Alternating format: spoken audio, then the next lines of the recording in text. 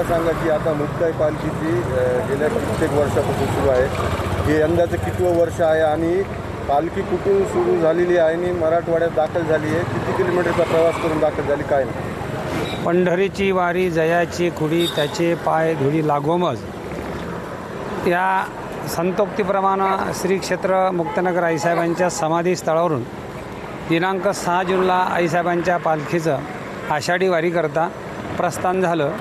जळगाव जिल्ह्यामध्ये 2 दिवसाचा प्रवास पूर्ण करून विदर्भामध्ये जवळजवळ 7 दिवसाचा प्रवास पूर्ण झाला आणि आज मराठवाड्यामध्ये आदिशक्ती मुक्ताबाईंनी जालना जिल्ह्यामध्ये प्रवेश केला आहे। हा पालखी सोहळा जळगाव जिल्ह्यामध्ये 2 दिवस, बुलढाणा जिल्ह्यामध्ये 7 दिवस, जालना जिल्ह्यामध्ये 4 दिवस, बीड जिल्ह्यामध्ये 6 दिवस, धाराशिवमध्ये 4 दिवस आणि सोलापूरमध्ये 4 दिवस असा एकंदरीत 30 दिवसाचा प्रवास करून आषाढी वारी करता नवमीला हा पंढरपूरला पोचतो।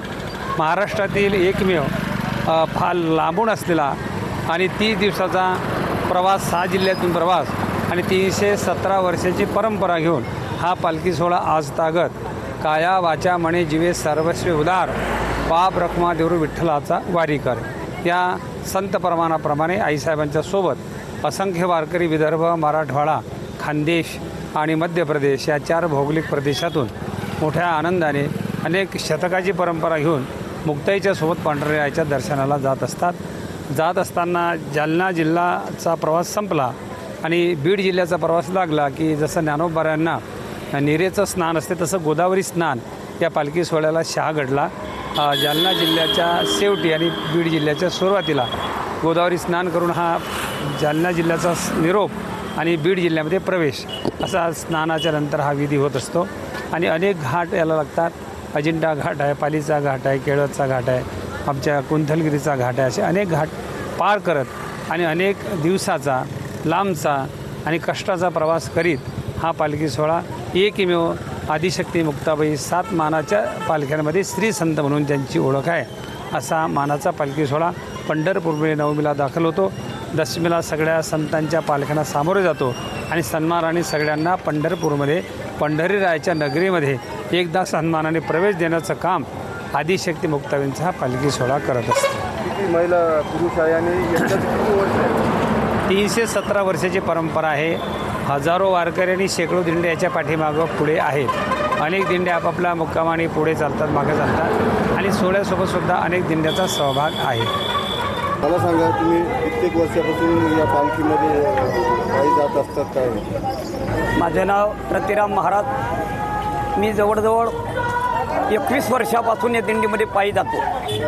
आई साहेबाच्या कृपेने मला कुठल्याही प्रकारचा आजार नाही, काही नाही, कुठलं संकट नाही, काहीच नाही। मला 6 प्रकारचे आजार आहे। मला शुगर आहे, BP आहे, मानेत गॅप आहे, वाताचा प्रकार, तरी आईसाहेब मुक्ताई हे सर्व करून आणतात। मी रात्री 3 वाजेला उठतो, 4 वाजते 6 पर्यंत मी काकडा करतो, आईसाहेब करून घेते।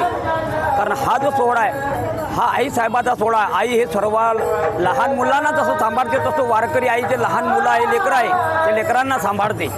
हा सोहळा तापी तीरावरून मुक्ताईनगरून निघाला, तो थेट पंढरपूर भीमा तीराला पोहोचणार आहे। तो सोहळा जवळजवळ 3 तारखेला त्या ठिकाणी पोहोचणार आहे। तोपर्यंत आम्ही आईसाहेब मुक्ताईच्या गजरामध्ये आम्ही तिथं पोहोचणार आहे। आम्हाला कुठल्याही प्रकारचा ऊन पाऊस वाऱ्याची तमा न करता आम्ही चालत असतो, असं आमच्या मुक्ताबाईचं हे वर्षत्व आहे।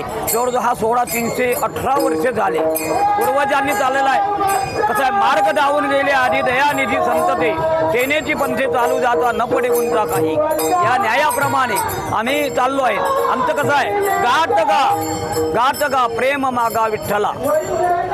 आम्ही सांगतो लोकांना, पंढरीशी जा रे आल्यानो संसारा, दिनाचा सोयरा पांडुरंग, संपदा सोहळा नावडे मनाला, लागला टकडा पंढरीचा, कै एकादशी आषाढी हे। अशा प्रकारे हा आईसाहेबांचा पालखी सोहळा आहे।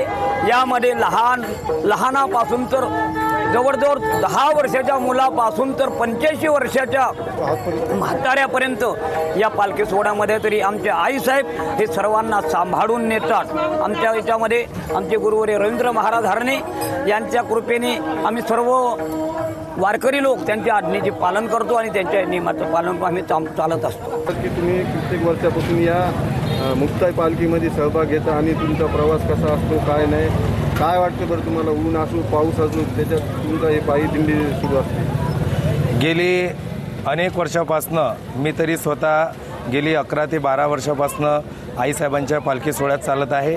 तर आईसाहेबांच्या सोबत, कारण शक्तीचं दैवत म्हणजे संत आदिशक्ती मुक्ताबाई आहे.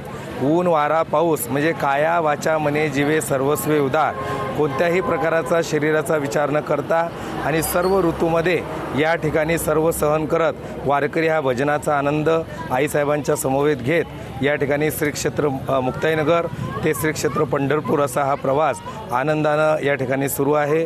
आणि अशीच वारी आदिशक्ती मुक्ताबाई आमच्याकडनं ही करून घेत राहो ही मुक्ताईचरणी आम्ही प्रार्थना करतो.